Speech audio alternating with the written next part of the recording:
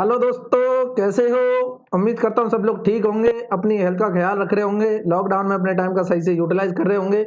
मैं दिलीप कुमार आज आपको थर्मोडायनामिक्स का एक टॉपिक पढ़ाने वाला हूँ जिसको बोलते हैं एंट्रोपी। इसके बारे में हमने कल भी बात की थी। एंट्रोपी देखा था कहाँ से निकल के आती है, क्या होता है एंट्रोपी, क्या टर्मिनोलॉजी है। तो हमने सब कुछ डिस्कस किया था कल की क्लास में। इसीलिए जिसने कल का लेक्चर नहीं देखा है वो पहले उस लेक्चर को जाके देख ले, ताकि आपको आज चीजें समझ आए, क्योंकि एंट्रोपी टॉपिक वैसे भी समझना मुश्किल होता है। जैसा कि आप सब लोगों को प्रॉब्लम आती है एंट्रोपी को समझने में, तो उसके लिए सबसे पहले जरूरी है बेसिक कंसेप्ट को समझना। तो बेसिक कंसेप्ट हमने इससे पहले के लेक्चर में कवर किया था, लेक्चर नंबर 20 में। एंट्रोपी वर्ड कहां से आया, प्रॉपर्टी ऑफ सिस्टम क्यों बोला, रिवर्सिबल के लिए क्या होती थी, इरिवर्सिबल के लिए क्या होती थी, ये हमने देखा एंट्रोपी का चेंज। ठीक है। फिर मैंने कल एक लास्ट में एक पॉइंट लिखाया था, किसी को याद हो तो, कि एंट्रोपी एक पैरामीटर है जो हमको अनअवेलेबल एनर्जी के बारे में बताता है। मींस हमारी कितनी एनर्जी लॉस हो गई उसके बारे में बताता है। इसका मतलब ये हुआ एंट्रोपी अगर किसी भी सिस्टम की बढ़ रही है तो लॉस ऑफ एनर्जी क्या हो जाएगा, बढ़ जाएगा, तो सिस्टम एफिशिएंट कम रहेगा। तो इसका मतलब एंट्रोपी कम से कम होनी चाहिए, जीरो होनी चाहिए। कम से कम का मतलब क्या, जीरो होनी चाहिए। लेकिन जीरो होती नहीं है, वो सिर्फ आइडियल केस में होती है जब रिवर्सिबल सिस्टम की बात करते हैं या फिर रिवर्सिबल प्रोसेस की बात करते हैं। रिवर्सिबल प्रोसेस कोई होता नहीं है लाइफ में, एक्चुअल लाइफ में रिवर्सिबल प्रोसेस या फिर रिवर्सिबल साइकिल कुछ होती ही नहीं है। क्लियर है ना? तो कुछ ना कुछ एंट्रोपी होगी, कुछ ना कुछ लॉसेज होंगे, और सिस्टम जो एफिशिएंट होगा हमारा वो 100% ना होके थोड़ा सा कम होगा। क्लियर है ना? तो आज मैं इस पैरामीटर को आपको प्रूव करूंगा कि कैसे हम एंट्रोपी को बोल देते हैं कि सर ये हमारी अनअवेलेबल एनर्जी को बढ़ा रहा है। अब अनअवेलेबल एनर्जी क्या है, कि अनअवेलेबल एनर्जी का मतलब है कि हमने हीट से जब वर्क में कन्वर्ट किया, हीट एनर्जी को जब वर्क में कन्वर्ट किया तो हम कंप्लीट वर्क में कन्वर्ट नहीं कर पाए, कुछ हिस्सा हमने वर्क में कन्वर्ट किया, बाकी का जो रिमेनिंग बच गया उसको बोलते हैं हम अनअवेलेबल एनर्जी, जो हमारे काम का नहीं है। क्लियर है ना? और वो कब बोलेंगे कि हम मैक्सिमम पॉसिबल वर्क कितना निकाल सकते हैं, उसके बाद कितनी एनर्जी हमारी वेस्ट चली जा रही है, तब बोल रहे हैं हम अनअवेलेबल एनर्जी। इसका मतलब ये हुआ अवेलेबल एनर्जी का जो कंसेप्ट है आगे मैं डिस्कस करूंगा, टेंशन नहीं लेना है। अभी के लिए मैं इसलिए कर रहा हूं ताकि हम एंट्रोपी को समझ सकें। कि अवेलेबल एनर्जी का कंसेप्ट ये है कि मैंने जो भी हीट इंजन में हीट सप्लाई की, हीट एनर्जी सप्लाई की, heat energy is the low grade of energy. ठीक है। लो ग्रेड ऑफ एनर्जी से हम high grade of energy achieve करना चाहते हैं, मींस वर्क हम लेना चाहते हैं। तो इसका मतलब जो हमारा सिस्टम है हमको कितना मैक्सिमम से मैक्सिमम दे सकता है वर्क, वो तो हो जाएगा हमारा अवेलेबल एनर्जी। मींस हमने इतना एनर्जी जो है ऑब्टेन कर लिया इन द फॉर्म ऑफ क्या, हाई ग्रेड एनर्जी के फॉर्म में। बाकी का जो रिमेनिंग रहा होगा वो कहां चला गया, वेस्टेज चला गया, जो लॉसेज में चला गया, उसी को हम बोल रहे हैं अनअवेलेबल एनर्जी। तो मैंने तो ये बोला कि एंट्रोपी अनअवेलेबल एनर्जी को क्यों डायरेक्ट इंडिकेट करता है, मींस ऐसा पैरामीटर है एंट्रोपी जो बताता है कि ये अनअवेलेबल एनर्जी हमारी कितनी होगी। अगर एंट्रोपी बढ़ेगी तो अनअवेलेबल एनर्जी बढ़ जाएगी, इसका मतलब ये हुआ अवेलेबल एनर्जी क्या हो जाएगी, घट जाएगी। क्लियर है ना? जो हमारे लिए काम की एनर्जी है वो घट जाएगी, तो सिस्टम हमारा क्या हो जाएगा, कम एफिशिएंट हो जाएगा। इसीलिए एंट्रोपी जितनी ज्यादा बढ़ेगी हमारा सिस्टम उतना ही कम एफिशिएंट होने लगेगा। अब देखते हैं एंट्रोपी को समझते हैं। यहां पर मैं एक एग्जांपल ले रहा हूं। सबसे पहले तो मैंने जो कल डिस्कस किया था मैं उसे एक बार लिख देता हूं ताकि आपको चीजें क्लियर हो। कल हमने जो एंट्रोपी डिस्कस की थी तो मैंने बोला था एंट्रोपी को डिफाइन करने के लिए कि सर अगर मैं एंट्रोपी डिफाइन करना चाहता हूं तो डीएस लिखता था, change in entropy. Change in entropy किसके बराबर होती है सर, ये होती है डेल क्यू अपॉन टी के बराबर, अगर ये क्या है, रिवर्सिबल है तो। ये डिफाइन किया था हमने, change in entropy equal to del Q upon T के बराबर होगी अगर ये रिवर्सिबल प्रोसेस है या फिर रिवर्सिबल पाथ है या फिर रिवर्सिबल सिस्टम है। क्लियर है ना? ठीक है। तो हमने ये भी लिखा था कि D S is equal to क्या होगा, ये होगा del Q upon T plus हमने लिखा था यहाँ डेल्टा एस जनरेशन। क्या लिखा था, डेल्टा एस जनरेशन। कुछ ना कुछ जनरेट हो रही होगी, और ये हमने लिखा था किसके लिए, ये हमने लिखा था इरिवर्सिबल प्रोसेस के लिए। इतना क्लियर सबको? ये हमने लिखा था इरिवर्सिबल के लिए, फॉर इरिवर्सिबल, देखते रहना, फॉर इरिवर्सिबल। और ये लिखा था हमने रिवर्सिबल के लिए। बहुत शानदार। यहां तक क्लियर हो गया होगा सबको। ये कल ही हमने डिस्कस किया है, जिसको नहीं पता है कहां से आया है, कल हमने सब कुछ प्रूफ किया है, जाके देख सकते हो, लेक्चर उसे अटेंड कर सकते हो, कोई दिक्कत आने वाली नहीं। क्लियर है ना? इधर देखो। उसके बाद हम बात करने वाले हैं कि हमारा ये जो पैरामीटर, ये एंट्रोपी है, ये क्या मेजर करता है, ये बताता है, टेल्स अबाउट, यहां पे लिखना चाहते हो लिख लेना, एंट्रोपी जो होगा वो क्या बताएगा, tells about unavailable energy, UAE. Clear है ना? अब इसको समझते हैं क्या होती है अनअवेलेबल एनर्जी, क्या नहीं होती। देखो हमने एक एग्जांपल लिया, कोई हीट इंजन लिया, एक एग्जांपल ले रहे हैं, एक हीट इंजन है, ये कौन सा है, हीट इंजन, और मैं बात कर रहा हूं ये हीट इंजन कौन सा है, रिवर्सिबल हीट इंजन है। बहुत अच्छे, देखते रहना क्या है ये सर, रिवर्सिबल हीट इंजन है, बहुत शानदार, देखते रहो। मैंने बोला कि सर ये जो हीट इंजन है कुछ ना कुछ हायर थर्मल रिजर्वोयर से काम कर रहा होगा, बिल्कुल कर रहा होगा, ये हमारा हायर थर्मल रिजर्वोयर है, बहुत शानदार, और यहां से कुछ हीट ले रहा होगा, ये क्यू सप्लाइड कर रहा होगा, कर रहा होगा कि नहीं कर रहा होगा। और अगर मैं बोल दूं इसको कि ये जो हीट सप्लाइड हो रही है ये कुछ डेल क्यू है, मान लेते हैं क्या डेल क्यू, ठीक है कोई दिक्कत नहीं सर, डेल क्यू हीट हम हीट इंजन में दे रहे हैं, सप्लाई कर रहे हैं, बहुत बढ़िया, ये हमारा हीट इंजन हुआ, ठीक है। तो इसने कुछ हीट रिजेक्ट भी की होगी, देखते हैं क्या की होगी, और इसने कुछ वर्क भी निकाला होगा, जिसे मैं बोल दूं क्या, कुछ वर्क डेल डब्ल्यू, मान लो अगर यहाँ पे डेल ले रहे तो यहाँ पे वर्क भी डेल डब्ल्यू होगा, और ये रहा होगा हमारा सिंक का टेम्परेचर, मीन्स ये रिजर्वॉयर है, लोअर टेम्परेचर रिजर्वॉयर जिसे हम सिंक बोलते हैं, इसका टेम्परेचर टीएल रहा होगा। समझना कंसेप्ट को। अगर मैंने बोला कि सर ये रिवर्सिबल हीट इंजन है, रिवर्सिबल हीट इंजन है, तो इसकी एफिशिएंसी, मैक्सिमम एफिशिएंसी की मैं बात करता हूं रिवर्सिबल की, तो क्या होगी सर, ये होगी 1 माइनस के T lower upon T higher. इतना सब जानते हैं, अगर मैक्सिमम एफिशिएंसी होगी तभी ये मैक्सिमम वर्क दे पाएगा, क्या इतना क्लियर है।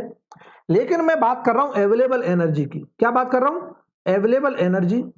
इसका मतलब होता है कि maximum useful work, maximum useful work we can obtain, we can obtain maximum useful work we can obtain to the dead state। इधर देखना इसका मतलब क्या है, इसका मतलब ये हुआ कि ये जो मैक्सिमम एफिशिएंसी मैंने बताई है, ये रिवर्सिबल हीट इंजन की एफिशिएंसी है मैक्सिमम, लेकिन क्या मैं इस एफिशिएंसी को बढ़ा सकता हूं कि सर मान लो ये टी हायर है, ये टी लोअर है, ठीक है।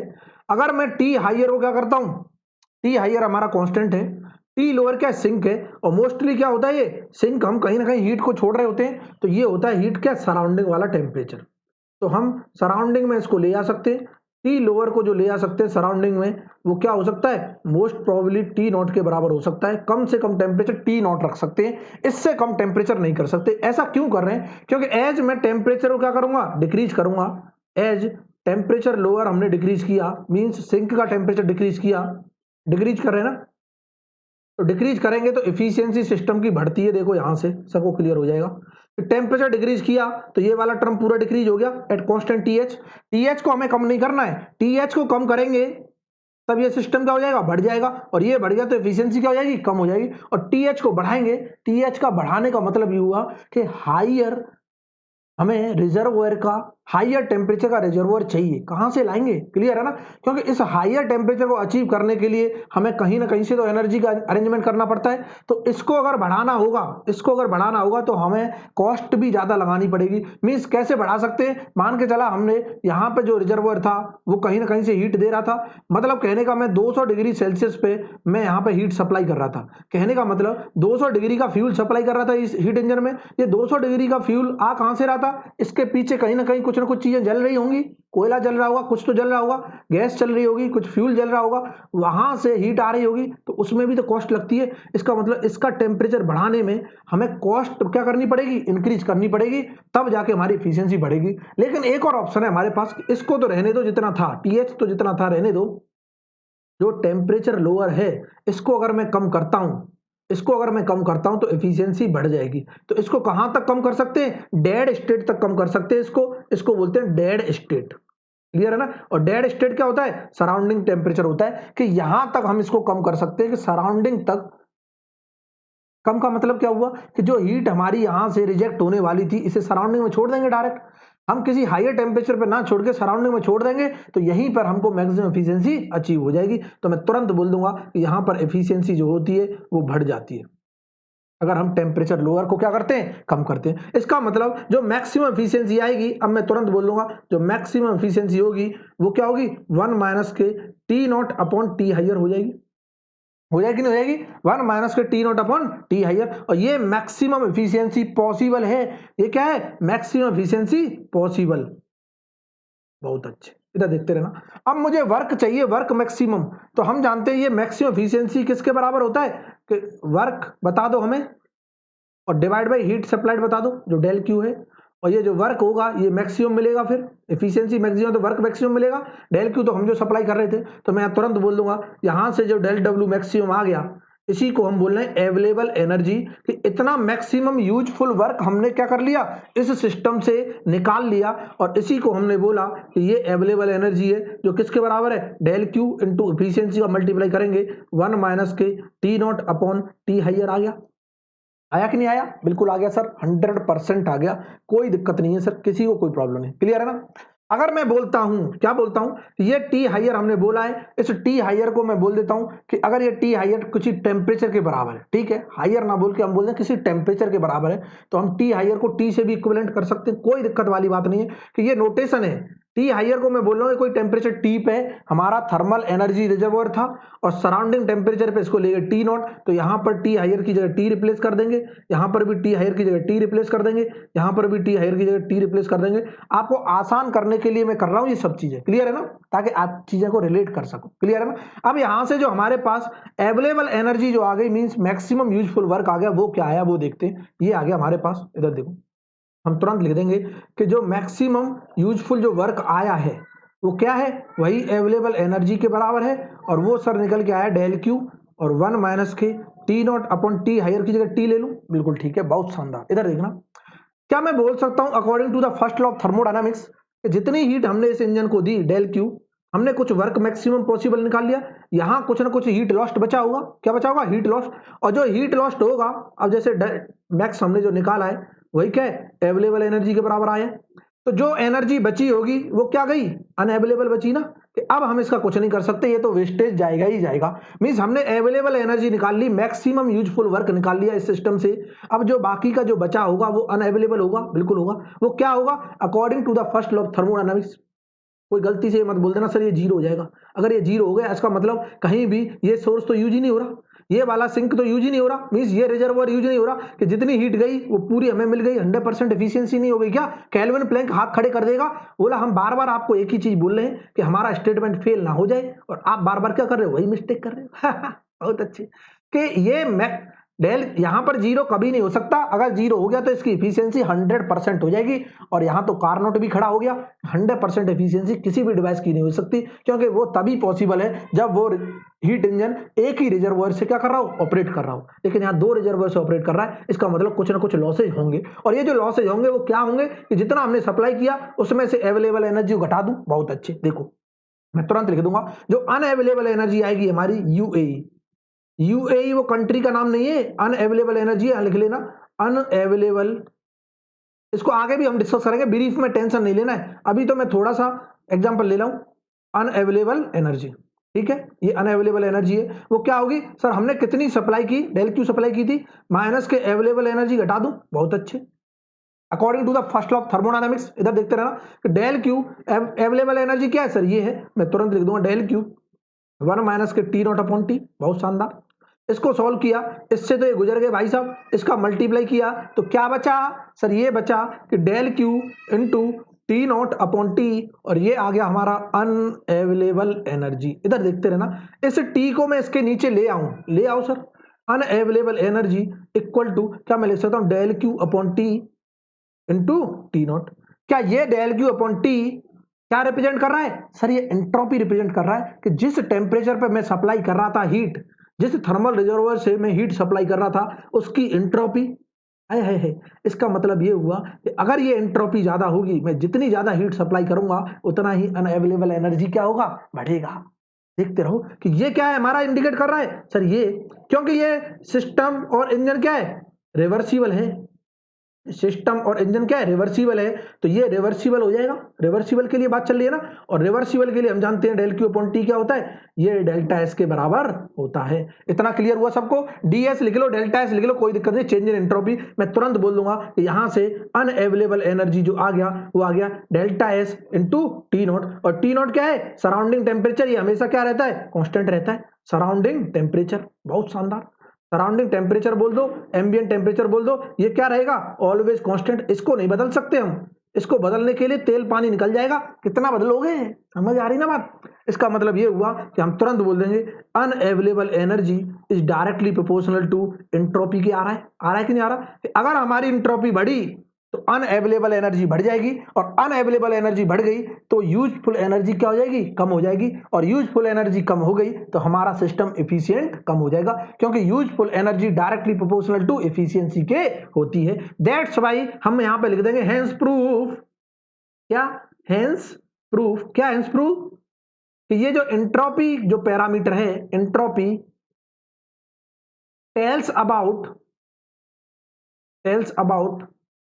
The unavailable energy, unavailable energy, इतना क्लियर है? Unavailable energy, the quantity of unavailable energy system में कितनी है, ये हमारा एंट्रोपी बताता है। और एंट्रोपी अगर बढ़ी, अनअवेलेबल एनर्जी बढ़ेगी, अवेलेबल एनर्जी घटेगी, अवेलेबल एनर्जी घटी, सिस्टम की एफिशिएंसी भी घटी। इतना क्लियर हुआ? तो हमारे लिए क्या ये एंट्रोपी बहुत फायदेमंद है? बिल्कुल नहीं है।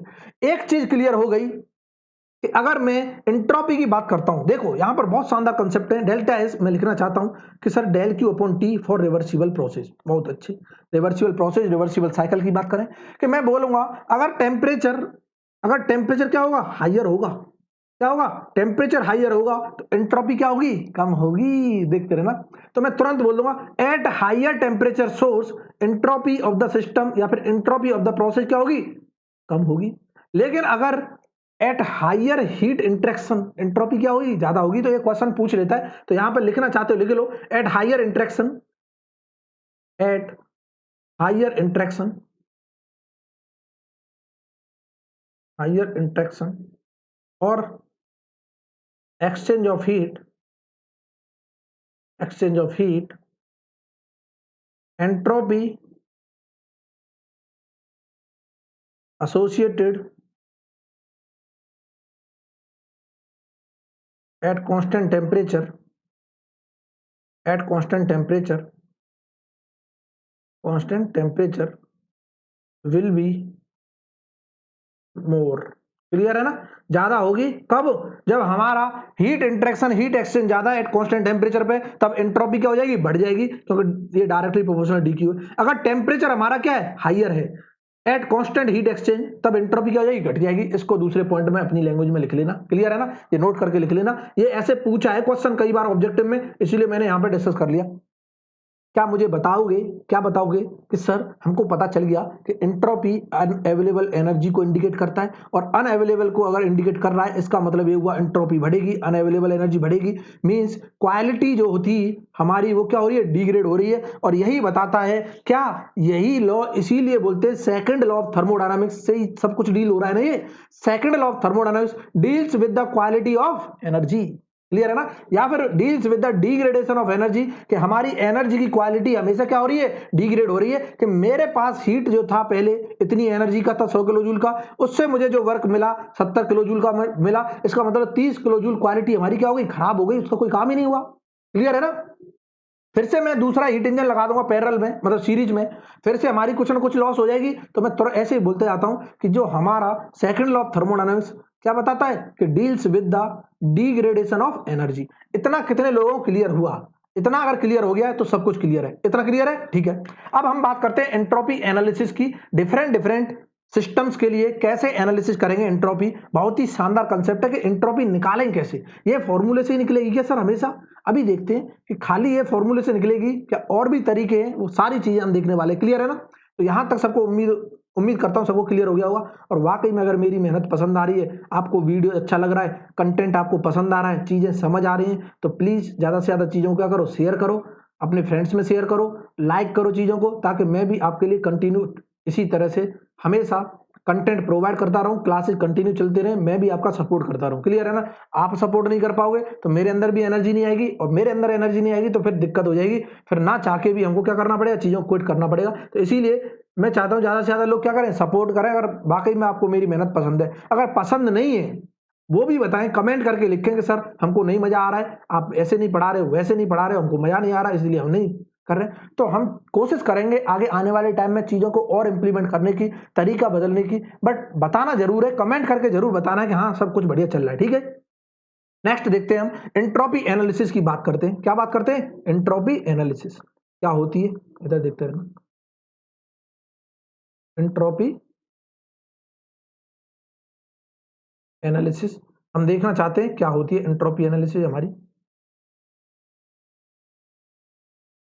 मतलब कहने का ये हुआ कि अब एंट्रोपी का एनालिसिस करना है, तो एंट्रोपी पहले तो सर ये बता दो आएगी किस किस की वजह से। ये एंट्रोपी जो आती है सिस्टम में किस किस की वजह से आती है, क्या क्या रीजन है? तो 3 वजह से आएगी ये एंट्रोपी। पहला, या तो हीट इंटरेक्शन हो रहा हो, क्योंकि हमने डायरेक्ट लिखा है, देखो डायरेक्ट हमने क्या लिखा था कि एंट्रोपी का जो चेंज होगा ds या फिर डेल्टा एस, कुछ भी लिख लो, दोनों चीज क्या सेम है, वो क्या है डेल क्यू अपॉन टी।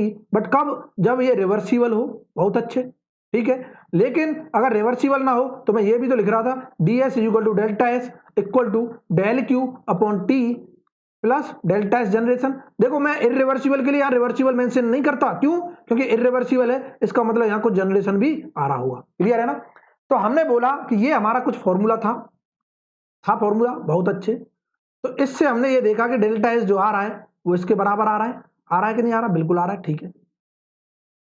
तो अब सर मुझे बता दो, जो एंट्रोपी जो हमारी आएगी सिस्टम में, एंट्रोपी का जो चेंज होगा वो किस किस पैरामीटर की वजह से होगा। एक तो सबको दिखाई देगा हीट की वजह से हो रहा है, हीट इंटरेक्शन की वजह से, डेल क्यू टर्म आ रहा है दोनों में।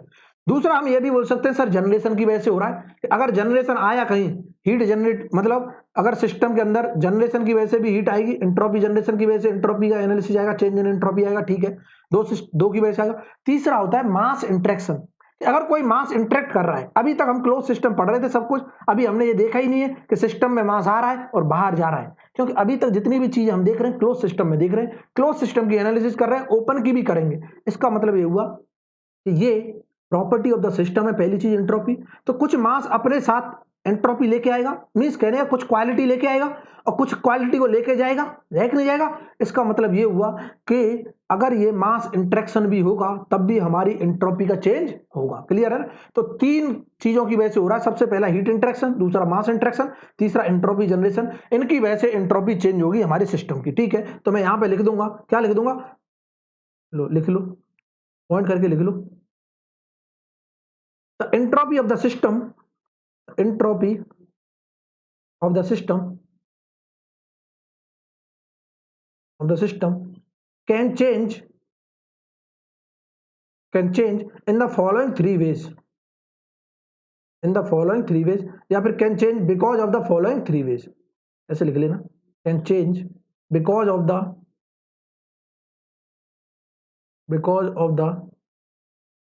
following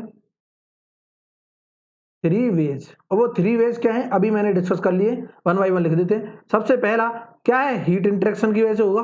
पूछता है ऑब्जेक्टिव में ये क्वेश्चन कम से कम कि बोला है कि एंट्रोपी जो चेंज होगा वो किसकी वजह से होगा। 4 ऑप्शन दे देगा, heat interaction, work interaction, kinetic energy interaction, potential energy interaction, पता नहीं फलाना लिमका ढिमका। एसएससी जेईई में कम से कम नहीं 4-5 बार यही सेम क्वेश्चन पूछा गया है, क्वेश्चन उठा के देख लेना अगर यकीन नहीं होता है तो। क्लियर है? दूसरा किसकी वजह से होगा, मास इंटरेक्शन की वजह से। कल को 3 ऑप्शन दे सकता है और नीचे लिख देगा ऑल ऑफ दीज। क्लियर है ना? तो हमको क्या है पता होना चाहिए किस किस की वजह से हो सकता है मास इंटरेक्शन। और तीसरा होता है एंट्रोपी जनरेशन की वजह से, कि कुछ एंट्रोपी जनरेट हो रही होगी, अगर वो प्रोसेस क्या है इरिवर्सिबल है, एंट्रोपी जनरेशन। बहुत अच्छे, कितना क्लियर है? ये तरीके हैं, 3 तरीके से हमारी एंट्रोपी चेंज हो सकती है सिस्टम की। पहला हीट इंटरेक्शन, दूसरा मास इंटरेक्शन, तीसरा एंट्रोपी जनरेशन। अब मैं बात करने वाला हूं कि अगर मैं बात करूं कि सर अगर वर्क हम दे रहे हैं सिस्टम में या फिर वर्क ले रहे हैं, क्या उसकी वजह से एंट्रोपी चेंज होगी? एंट्रोपी चेंज क्यों हो रही थी? क्योंकि एंट्रोपी हमें क्वालिटी बता रहा था, और क्वालिटी मतलब लो ग्रेड एनर्जी से जब मैं हाई ग्रेड एनर्जी में कन्वर्ट कर रहा था तब हमारा कुछ ना कुछ लॉस हो रहा था, तभी तो ये एंट्रोपी आई थी, ठीक है। अनअवेलेबल एनर्जी में, क्लियर है ना। Unavailable energy directly proportional to entropy, तभी हमारी एंट्रोपी निकल के आई थी। अगर मैं बोलता हूं कि अगर मैं किसी भी सिस्टम में हाई ग्रेड एनर्जी दे रहा हूं तो हमें तो कंप्लीट लो ग्रेड एनर्जी मिल जाएगी ना, तो इसमें क्वालिटी तो डिग्रेड हुई रही। तो अगर मैं 100 किलो जूल वर्क सप्लाई कर रहा हूं किसी सिस्टम में तो मुझे 100 किलो जूल ऑफ हीट आराम से मिल जाएगी उसके इक्विवेलेंट। इसका मतलब हाई ग्रेड एनर्जी जो होती है वो एंट्रोपी का चेंज नहीं बताती, कि entropy change associated with high grade energy क्या होता है, जीरो होता है। तो ये नोट करके लिख लेना, नोट करके, क्लियर है ना, नोट करके लिख लेना पॉइंट, नोट। क्या पॉइंट है कि energy in the form of,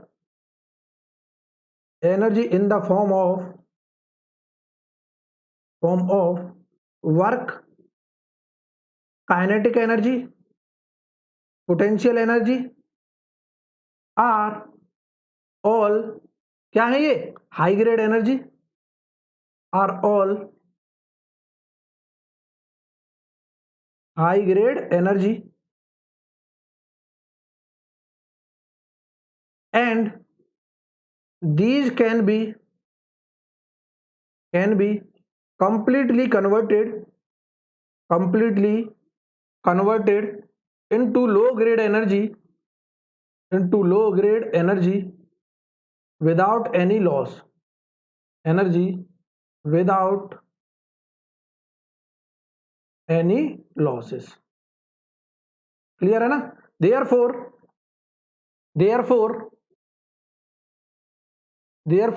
entropy associated with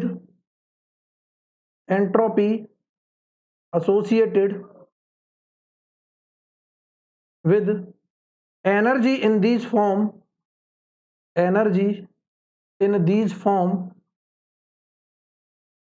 हर एक चीज में लिखा रहा हूं पॉइंट करके, in these form is zero, इनकी वजह से एंट्रोपी क्या होगी, जीरो होगी। इसका मतलब हम तुरंत बोल देंगे, क्या अंडरलाइन कर लेना, कि हाई ग्रेड एनर्जी अगर हमें कहीं दिखाई देता है, हाई ग्रेड एनर्जी हमें कहीं दिखाई देती है, हाई ग्रेड एनर्जी, तो उसकी वजह से जो एंट्रोपी एसोसिएटेड होगी वो क्या होगी, जीरो होगी। बस ये याद रखना है, क्लियर है ना। Entropy associated with the high grade energy equal to क्या होगी, जीरो होगी। एंट्रोपी का कोई भी हमको जनरेशन नहीं आएगा, ना चेंज आएगा, कुछ भी नहीं आएगा, क्लियर है ना। एंट्रोपी आई किसकी वजह से, हीट इंटरेक्शन, मास इंटरेक्शन और एंट्रोपी जनरेशन की वजह से। अब मैं बात करता हूं क्लोज सिस्टम की एनालिसिस कर रहा हूं, एंट्रोपी एनालिसिस। इधर देखना नेक्स्ट पेज पे, मैं क्लोज सिस्टम की एंट्रोपी एनालिसिस कर रहा हूं, फिर ओपन सिस्टम की करेंगे बाद में। इधर देखो, हम बात कर रहे हैं close system entropy analysis, closed system, इसी को हम क्या बोलते हैं, कोई मुझे बताएगा, कंट्रोल वॉल्यूम होता है, कंट्रोल मास। बोलो सर कंट्रोल मास होता है, क्लोज सिस्टम में कोई भी मास नहीं आता ना, control mass system, close system बोलो, कंट्रोल मास सिस्टम बोलो, क्या कर रहे हैं हम, एंट्रोपी एनालिसिस, क्लियर है ना। क्लोज सिस्टम की एंट्रोपी एनालिसिस करेंगे, कंट्रोल मास सिस्टम की एंट्रोपी एनालिसिस करेंगे, क्या आती है वो देखते हैं। इधर देखते रहो सर, सबसे पहले मैं बात करूंगा, केस 1 ले रहा हूं कि अगर क्लोज सिस्टम है और क्लोज सिस्टम में भी प्रोसेस जो हो रही है वो क्या है, रिवर्सिबल है। रिवर्सिबल सिस्टम या फिर रिवर्सिबल प्रोसेस की अगर मैं बात कर रहा हूं, देखते रहना, बहुत शानदार कॉन्सेप्ट है रिवर्सिबल प्रोसेस। इसका मतलब एक चीज क्लियर हो गई, रिवर्सिबल प्रोसेस में जनरेशन क्या होगा, जीरो होगा। डेल्टा एस जनरेशन में लिख सकता हूं, वो क्या होगा, इक्वल टू जीरो होगा। अभी हमने डिस्कस कर लिया, ठीक है। हम जानते हैं कि डेल्टा एस, हम जानते हैं जो डेल्टा एस होगा वो क्या होता है, delta Q, del Q upon T plus delta S generation होता है कि नहीं होता, बिल्कुल होता है। इसका मतलब ये तो जीरो हो गया, तो सिर्फ एंट्रोपी का चेंज होगा, वो क्या होगा, डेल क्यू अपॉन टी के बराबर होगा। और ये डेल क्यू कहां से आएगा, या तो हीट ऐड हो रही होगी सिस्टम में, या हीट रिजेक्ट हो रही होगी, या हीट की वैल्यू क्या होगी, बिल्कुल जीरो होगी, कोई दिक्कत नहीं है। तो यहां पर हमारी 3 प्रोसेस आती है। सबसे पहली बात करते हैं हम, सबसे पहला ए वाला, कि हो सकता है हीट एडेड हो रही हो, heat added in the process में क्या हो रही हो, हीट एडेड हो रही हो, तब हमारी एंट्रोपी जो चेंज होगी वो क्या होगी, हमें देखना है। तो मैं तुरंत लिख दूंगा, जो डेल्टा एस होगा वो क्या होता है sir, del Q upon T होता है, बहुत अच्छे। और अगर हीट ऐड हो रही है तो हीट ऐड अगर होती है सिस्टम में, heat added in the system बोल दो चाहे प्रोसेस बोल दो, कोई दिक्कत नहीं है। इसका मतलब ये हुआ, ये क्या होगी, पॉजिटिव होगी। हीट ऐड अगर हम करते हैं तो पॉजिटिव होती है, इसका मतलब डेल्टा एस भी क्या आ जाएगा, पॉजिटिव आ जाएगा, और ये पॉजिटिव है, इसका मतलब S2 माइनस S1 क्या आ गया, पॉजिटिव आ गया। देखते रहो, S2 माइनस S1 क्या आ गया, पॉजिटिव आ गया। इट मीन्स S2 क्या है, ग्रेटर देन S1, तभी तो पॉजिटिव हो सकता है। मीन्स एंट्रोपी क्या हो गई, इंक्रीज हो गई। बहुत अच्छे, इसका मतलब ये हुआ, ये क्वेश्चन पूछता है एंट्रोपी इंक्रीजेज कि अगर रिवर्सिबल सिस्टम है या फिर रिवर्सिबल प्रोसेस है, उसमें अगर मैं हीट ऐड कर रहा हूं, हीट एडिशन हो रहा है, तो एंट्रोपी बढ़ेगी या घटेगी, अंदाज भी बता देगा सर, बढ़ गई रिवर्सिबल के लिए। क्लियर है ना। दूसरा मैं देख रहा हूं, अगर मैं क्या करता हूं, heat rejected from the system बोल दो, heat rejected from the system, system से तो रिजेक्ट हो रही होगी और किसी प्रोसेस के दौरान हो रही होगी, तो उसी को हम बोल रहे हैं। तो यहां पे करेक्शन कर लो, अगर कंफ्यूजन ना हो जाए कि sir in the process system में करते थे ऐड, तब होती थी पॉजिटिव, तो heat added in the system लिख लेना, यहाँ कंफ्यूजन ना हो किसी को। In the system means system में अगर हीट ऐड कर रहे होंगे तो किसी ना किसी प्रोसेस से कर रहे होंगे ना, तो heat added to the system positive होता है, और heat rejected from the system, अगर हीट रिजेक्टेड हो रही है फ्रॉम द सिस्टम से, क्या मैं बोल सकता हूं, और ये सिस्टम कौन सा है, क्लोज सिस्टम है, अंधा भी बता देगा, ऊपर लिखा हुआ है, फिर भी किसी को तकलीफ हो रही है, तकलीफ का इलाज हॉस्पिटल में होगा, हम कुछ नहीं कर सकते साहब। बहुत अच्छे साहब, लो मैं तुरंत लिख दूंगा कि सर डेल्टा एस जो होगा वो होगा डेल क्यू अपॉन टी। बहुत अच्छे, और यहां पर हीट रिजेक्ट हो रही है तो क्या होती है, नेगेटिव। बहुत शानदार, और अगर ये नेगेटिव है तो ये भी नेगेटिव हो गई, और नेगेटिव हो गई मैं तुरंत लिख दूं, एंट्रोपी क्या होगी, डिक्रीज हो जाएगी। बार बार चीजों को क्या है, एक्सप्लेन करने की जरूरत नहीं है, अब सबको क्लियर हो रहा होगा। एंट्रोपी क्या हो जाएगी, डिक्रीज हो जाएगी। हीट अगर रिजेक्ट होती है सिस्टम से रिवर्सिबल प्रोसेस के दौरान, तो हम तुरंत बोल देंगे एंट्रोपी डिक्रीज करेगी। अगर हीट ऐड हो रही है तो एंट्रोपी इंक्रीज करेगी, और ये यूज आने वाले हैं जब मैं प्रॉपर्टी डायग्राम पढ़ाऊंगा, प्रॉपर्टी ऑफ प्योर सब्सटेंस के डायग्राम बनाएंगे, टीएस डायग्राम प्लॉट करेंगे, तो वहां पर इन्हीं का क्या है, बहुत इंपॉर्टेंट रोल है कि अगर हमको पता चल गया कि हीट ऐड हो रही है, तो हमें एक चीज तो क्लियर हो गई, टीएस डायग्राम में टेम्परेचर एंट्रोपी कर्व बनता है, तो एंट्रोपी भी क्या होगी, इंक्रीज होगी। मजा आ रहा है, ठीक है। तीसरा सी पॉइंट कि sir no heat added, no heat rejection की बात हो रहा है, इसका मतलब एडियाबेटिक प्रोसेस की बात हो रही है, एडियाबेटिक प्रोसेस है। बहुत अच्छे, एडियाबेटिक प्रोसेस, बहुत शानदार।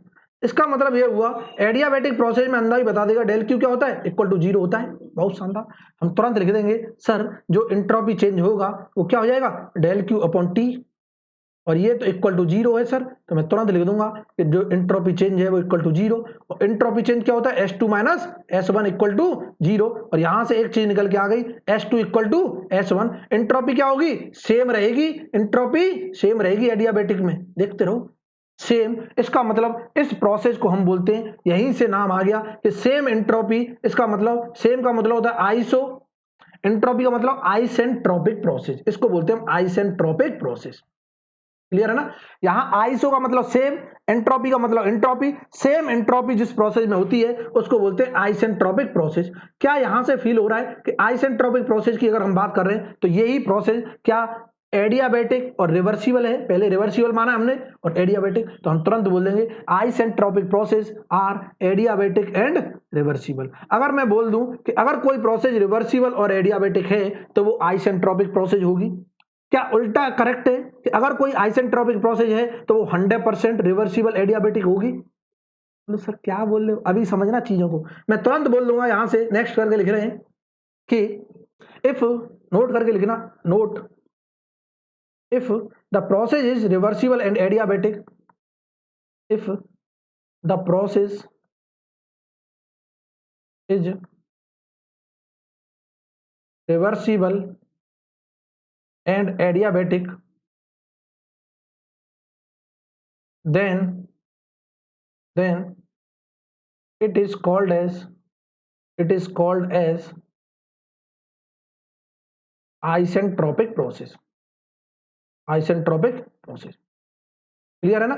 आइसेंट्रोपिक प्रोसेस का मतलब होता है सेम एंट्रोपी रहेगी प्रोसेस के दौरान, same entropy during the process, entropy change नहीं होगी। क्या इतना क्लियर हुआ, बिल्कुल हो गया सर।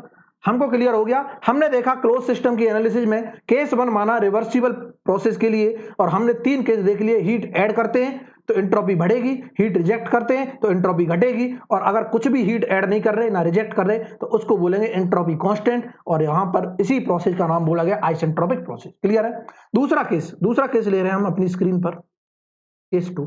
सर ये भी तो हो सकता है कि इरिवर्सिबल प्रोसेस की बात हो रही है तीनों केसेज में, क्या हो रही हो, इरिवर्सिबल प्रोसेस की बात हो रही हो।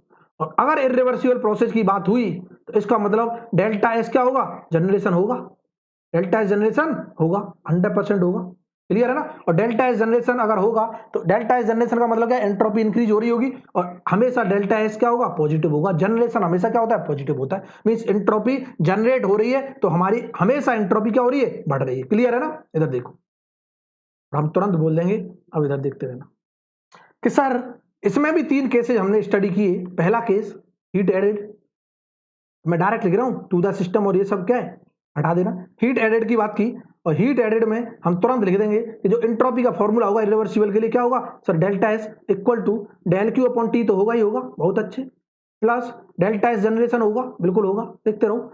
डेल्टा एस जनरेशन तो पॉजिटिव है, क्यों, क्योंकि इरिवर्सिबल है, और डेल क्यू भी क्या है, पॉजिटिव है, क्योंकि हीट ऐड हो रही है, तो ओवरऑल टोटल पॉजिटिव हो गया। मींस मैं तुरंत बोल दूंगा ये क्या है, पॉजिटिव, और ये पॉजिटिव है, तो यहां से हम तुरंत बोल देंगे एंट्रोपी जो होगी वो क्या होगी, इंक्रीज कर जाएगी, एंट्रोपी इंक्रीजेस।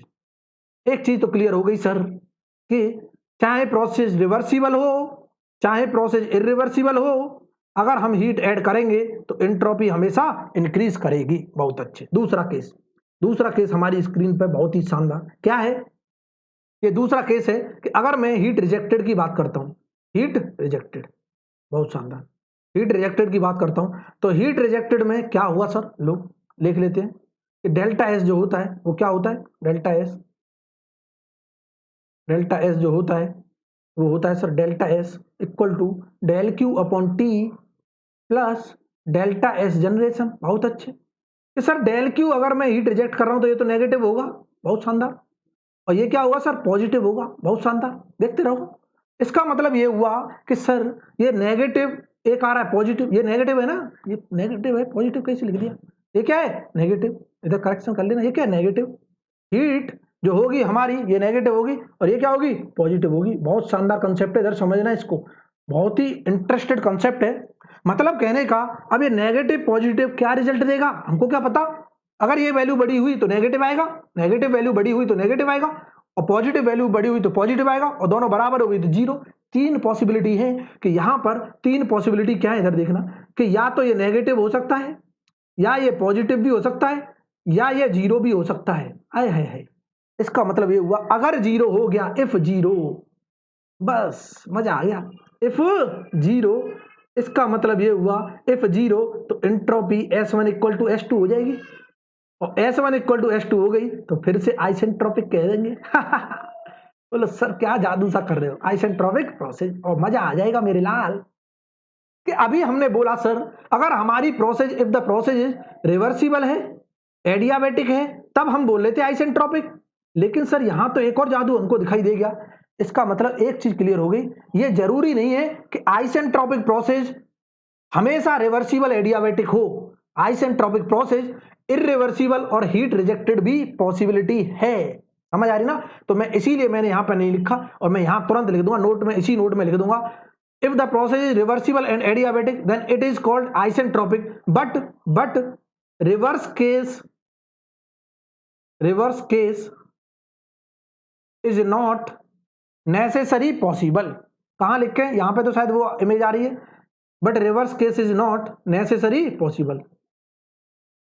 इसको मिटा देते हैं, चलो आगे ही लिख देंगे कहीं, but reverse case is not necessary possible. अभी हम एक स्टेटमेंट करके लिखा देंगे तो आपको चीजें क्या हो जाएंगी, क्लियर हो जाएंगी। समझ तो सबको आ गया होगा। इसका मतलब मैं बोल सकता हूं आइसेंट्रोपिक प्रोसेस अगर बोलता है तो वो दोनों हो सकती है, रिवर्सिबल एडियाबेटिक भी हो सकती है, इरिवर्सिबल हीट रिजेक्टेड भी हो सकती है। कि अगर मैं बोलूं कि हमें आइसेंट्रोपिक प्रोसेस क्या हमेशा रिवर्सिबल एडियाबेटिक होगी, बिल्कुल नहीं सर। आइसेंट्रोपिक प्रोसेस इरिवर्सिबल और हीट रिजेक्टेड भी हो सकती है। तो ये स्टेटमेंट याद रखना है, पूछता है। तीसरा सी में और देख लेते, सी में क्या है, अगर एडियाबेटिक है इरिवर्सिबल के केस में, इरिवर्सिबल प्रोसेस है और एडियाबेटिक है, एडियाबेटिक प्रोसेस, क्लियर है ना। इसका मतलब डेल क्यू की वैल्यू क्या होगी, 0 होगी। बहुत अच्छे। और डेल क्यू अगर 0 हो गया तो हम तुरंत यहां से क्या कर देंगे, निकाल देंगे result. Sir del Q upon T, बहुत अच्छे, प्लस डेल्टा एस जनरेशन, बहुत शानदार। अब हम जानते हैं कि सर डेल क्यू तो क्या है, 0 है, अंदर ही बता देगा। और ये तो हमेशा जनरेशन पॉजिटिव हो रहा है रिवर्सिबल केस में। इसका मतलब ये हुआ कि जो हमारी एंट्रोपी क्या है, पॉजिटिव आ गई। और एंट्रोपी पॉजिटिव आ गई तो मैं तुरंत बोल दूंगा एंट्रोपी क्या होगी, इंक्रीज होगी। यहां तक सबको क्लियर हो गया होगा, उम्मीद करता हूं यहां तक क्या हो गया, सबको क्लियर हो गया, कोई दिक्कत वाली बात नहीं। ठीक है, बिल्कुल ठीक है। अब मैं यहां पर नोट करके लिखा रहा हूं, सबको क्लियर हो गया होगा कि इरिवर्सिबल प्रोसेस के लिए अगर हीट ऐड होती है तो एंट्रोपी इंक्रीज करेगी, हीट रिजेक्टेड होती है तो 3 पॉसिबिलिटी है। ये बहुत इंपॉर्टेंट है, ये मोस्ट इंपॉर्टेंट है, स्टार मार्क कर लेना। यहां से क्वेश्चन बनते हैं क्योंकि यहां कंफ्यूजन है बहुत ज्यादा, क्योंकि 3 पॉसिबिलिटी है, बढ़ भी सकती है, घट भी सकती है, और हमारी कांस्टेंट भी रह सकती है। डिपेंड ऑन दीज वैल्यू कि डेल क्यू कितना हीट रिजेक्ट हुआ है, कितना नहीं हुआ है, जनरेशन कितना हुआ है, कितना नहीं हुआ है। ये जनरेशन निकालना भी सिखाएंगे। अभी ये जो जनरेशन है इसको कैसे निकालते हैं इसको भी सिखाएंगे, टेंशन लेने की जरूरत नहीं है। 1 बाय 1 चीजों को क्या है, हम पढ़ने की कोशिश कर रहे हैं। इतना क्लियर है। अब देखो नेक्स्ट में जो मैंने डिस्कस किया उस पॉइंट को हम स्टेटमेंट में लिखा देते हैं, नोट करके लिखा देते हैं कि नोट, मैं एक स्टेटमेंट ले रहा हूं। पहला स्टेटमेंट है, क्या है, तो मुझे बताना ये सही होगा। स्टेटमेंट ट्रू और फॉल्स बताने, स्टेटमेंट क्या बताने, ट्रू और फॉल्स। देखते रहना, ट्रू और फॉल्स स्टेटमेंट। क्लियर है ना कि स्टेटमेंट ट्रू होगा या फॉल्स होगा। पहला स्टेटमेंट लिख रहा हूं मैं, an isentropic process, an isentropic process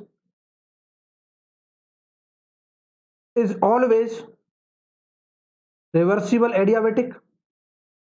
कितने लोग बोल रहे हैं फॉल्स होगा, सही होगा, एडियाबेटिक।